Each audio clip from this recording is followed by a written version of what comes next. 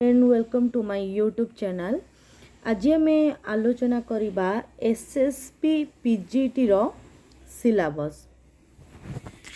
लक्ष्य कर पेपर 1 तार रोची एमती सविशेष आलोचना रोची ता सहित पेपर 2 रे रोची कौन कि ना आम कौन कौन पढ़ा माने कहा ऊपर टिके डिटेल्स रे जीवा ता सहित गोटे भाषार भी रोची ओडिया भाषार भी रोची। अच्छा आम एमती आलोचना करवा कि प्रथमतः कौन ना ओडिया भाषा उपरे, द्वितीयतः कौन ना ओडिया साहित्यर प्राचीन कथा, आउ तृतीयतः कौन रोची ना आधुनिक चेतना। प्रथमतः रहिबो भाषा जहाँ उपरे रहिबो कौन ना ओडिया भाषार उत्पत्ति आउ क्रम विकास आदिकालू 16 शताब्दी पर्यंत। ओडिया भाषार केमिति उत्पत्ति हैला तार विकास केमिति हैला केवल आमको पढ़िया पड़ो आदिकाल माने सारला दासं टू 16 शताब्दी पर्यंत। तापर लक्ष्य कर ओडिया भाषा सहित मु कही कि तीनोटी भाग आमको पढ़िया पड़ो। गोटे है आमर ओडिया भाषा, द्वितीयतः है प्राचीन साहित्य, तृतीयतः है आधुनिक साहित्य। तो प्रथम आमर कौन भाषा उपरे देखिए कौन ना ओडिया भाषा सहित संस्कृत, पाली, प्राकृत भाषार संपर्क। ओडिया भाषा कौन कौन देखना आसी प्रथमतः पाली, प्राकृत आउ अपभ्रंश देखना ओडिया भाषा आसी। तापरे कौन देखिबा ना तापरे लक्ष्य कर ओडिया शब्द भंडार तत्सम तद्भव देशज वैदेशिक। तत्सम शब्द कौन पिले ना अविकल संस्कृत शब्द को आम तत्सम शब्द कही था। तद्भव कौन जहाँ तत्समरु आसी। देशज कौन ना देशज जहाँ आमर आंचलिक भाषा जहाँ आम देशर भाषा। वैदेशिक कौन ना वैदेशिक भाषा यही सब भाषा आम पढ़ा। वैदेशिक भाषा ओडिया भाषा रे जहाँ मिसी जाइछि कौन ना जो जो माने उपनिवेश करबा पई आम भारत को आसीचंती से भाषा केमिति जेमिति सर्वप्रथम मोगल माने आसिले, तापरे आमर आसिले पर्तुगाल माने, तापरे फरासी माने, एमिति हेकिना तापरे शेष रे इंग्रेज माने। एमाने समस्तंकर भाषा केमिति आम भाषा सहित मिसी जाइछि सेटा आमर वैदेशिक भाषा रे देखिबा। तापरे ओडिया भाषा उपरे केमती वैदेशिक प्रभाव पड़िछि भाषा उपरे साहित्य उपरे नुह ओडिया भाषा उपरे केमती वैदेशिक प्रभाव पड़िछि। तापरे कौन ना प्राचीन को आसीबा यूनिट 5 लक्ष्य कर ओडिया साहित्यर इतिहास आदि पर्याय। आदि माने आमर रोचे जो बौद्ध गान दोहा, प्राचीन गद्य साहित्य, प्राचीन कविता यही सब आमे पढ़िबा। तापरे रोचे कौन ना ओडिया साहित्यर इतिहास मध्यकालीन मेडिवाल एज को आमे कहूचे कौन ना आमर पुराण साहित्य, संथ साहित्य आउ रीति साहित्य। रीति साहित्यर पूर्व को आमे प्राक रीति साहित्य बोली कही थाउ। तापरे आसिला नेक्स्ट यूनिट ओडिया साहित्यर इतिहास उत्तर मध्य पर्याय जहाँ को आमे कौन कहूचे रीति साहित्य। पिला माने मन रखिथिबो रतिरु रीति को आसीची हैला। रीति माने गोटे स्टाइल जोटी की श्रृंगार रसर भरपूर ओडिया साहित्य रे व्यवहार करा जाइछि। तापरे आसिला हमर कौन ना पदावली ओडिया पदावली साहित्य बुझीला। नेक्स्ट जीवा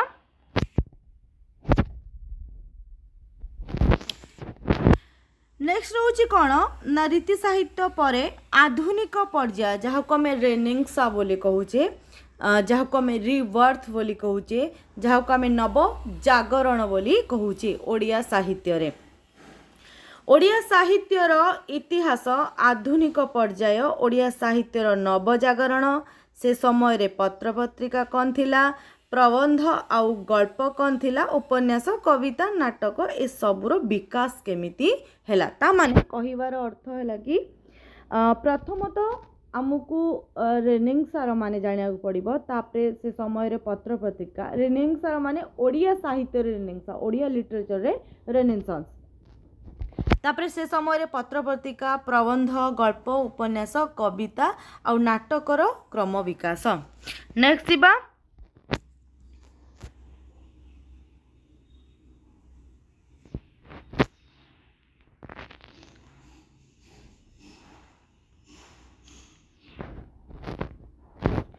लक्ष्य कर ओडिया साहित्यर पेपर 2 आसूची ओडिया साहित्यर विशेष अनुशीलन जहाँ उपरे को हमको बेसी फोकस करिया को पड़िबो कौन कौन रहूची ना सारला साहित्य पंचसखा मध्यरु ए तीन जनकर नाम ही रहूची ता सहित सारला दासंक नाम रहूची। तो बलराम दास वयोज्येष्ठ जगन्नाथ दास जे कि हमर ओडिया भागवत लिखिचंती अच्युतानंद दास जे कि हमर भविष्य मालिका लिखिचंती। तापर यूनिट 2 रे बस्सा दास नारायणानंद अवधूत स्वामी मार्कंड दास आउ देवदुर्लभ दास। यूनिट 3 रे आछि दीनकृष्ण दास उपेन्द्र भंज एथिरे तामान जानले रीति जुग आसीगला। दीनकृष्ण दास उपेन्द्र भंज अभिमन्यु सामंत सिंहार बलदेव रथ अभिमन्यु सामंत सिंहारंकर बहुत सुंदर काव्यटे विदग्ध चिंतामणि। तापरे आमर आसुची ब्रजनाथ बड़जेना गोपाल कृष्ण बनमाली आ या सहित भीम भोईकी भी रखी देइछंती। तापरे फकीरमोहन आमर आसीगला कौन नवचेतनार साहित्य फकीरमोहन राधानाथ मधुसूदन आउ रामशंकर राय। ए फकीरमोहन राधानाथ राय और मधुसूदन को त्रिमूर्ति बोली कहा जाए नवचेतना साहित्यर त्रिमूर्ति। तापर जीवा गंगाधर मेहर विश्वनाथ कर नंदकिशोर बल आउ नीलकंठ दास तामाने सत्यवादी साहित्य रे आमे नीलकंठ दास को पाइले। नेक्स्ट जीवा हमर कोन कालंदी चरण पाणिग्राही कालीचरण पट्टनायक सची राउतराय गोदावरीश महापात्र। तापरे कौन ना गोपीनाथ महांती सुरेंद्र महांती विनोद चंद्र नायक आउ गुरुप्रसाद महांती। एबे हमें देखिबा कौन कि केमिति एको हमें पढ़िबा केमिति एको हमें पढ़िबा पिला माने प्रथमतः तुमको तीनोटी भाग कर देबा को पड़िबो। गोटे हैला ओडिया भाषार भाग गोटे हैला प्राचीन भाग आउ गोटे हैला कौन आमर ना आधुनिक भाग। ए भाग को नहीं ना हमको आगु को पढ़िया को पड़िबो।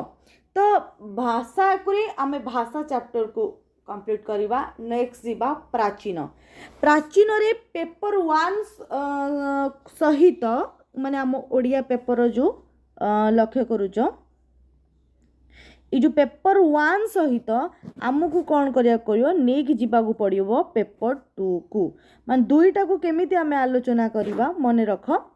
प्रथमतः कौन जितेले आमर भाषा को छाड़ी देकिना माने ए चारोटी यूनिट को छाड़ी देकिना जितेले आमे यूनिट 5 को आसुचंती जितेले आमे यूनिट 5 को आसुचंती लक्ष्य कर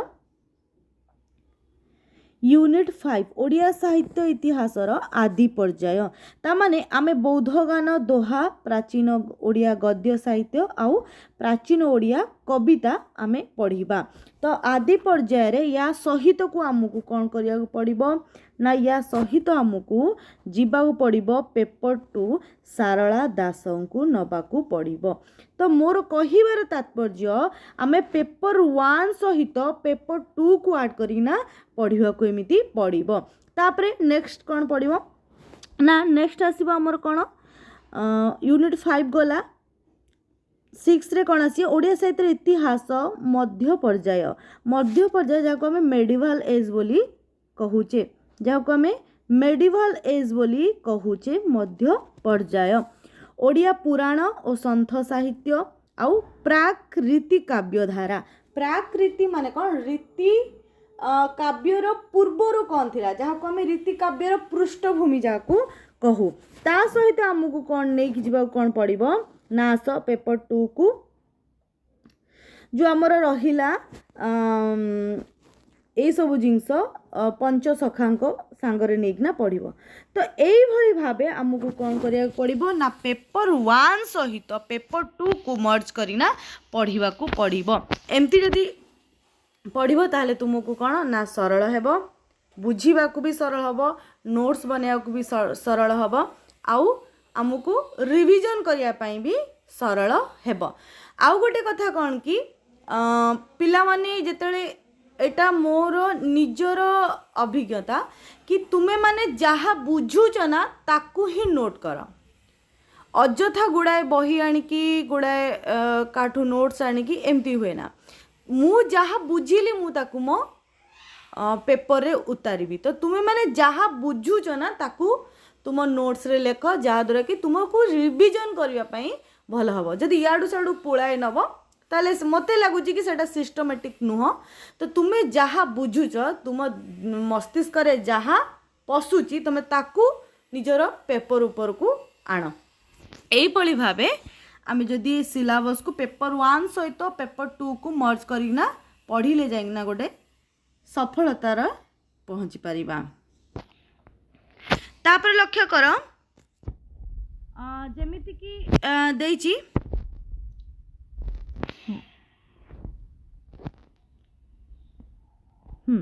तापर जेमिति कि देइची हमर कोन रीति साहित्य। रीति साहित्य रे कोन कि ना रीति साहित्य प्रथमतः हैला कोन कि जेउ साहित्य आमे पढ़िबा ता पूर्वर गोटे पृष्ठभूमि भी आवश्यक जहाँ ऊपर आमे छिड़ा हवा। तो से पृष्ठभूमि जदि हमको न जणा हबो आमे से साहित्य ऊपर किछि जानि परिबा नाही। तेणु करी सेडा को आमे कोन कहंती जदि मु रीति साहित्य पढ़िबी ता पूर्वर पृष्ठभूमि को कोन कहंती ना प्राक रीति साहित्य। तो जानिले ही आमे सेही साहित्य ऊपर आमर गोटे आग्रह रहिबो बा आमे भलरे बुझी पारिबा। तो रीति साहित्य सहित बा प्राक रीति साहित्य सहित आमे मर्ज करवा कौन ना बसा दास, नारायणानंद अवधूत स्वामी, मार्कंड दास, देवदुर्लभ दास, दीनकृष्ण दास, उपेन्द्र भंज आउ अभिमन्यु ठारू आरंभ करिना बलदेव रथ पर्यंत। तो यही भावे आमे पेपर 1 सहित पेपर 2 को मर्ज करिना आगु को बढ़िबा हैला। जदि तुमको वीडियोटी भल लागी ता लाइक शेयर सब्सक्राइब निहाती करिवे आउ निजर मतामत निहाती देबे। धन्यवाद।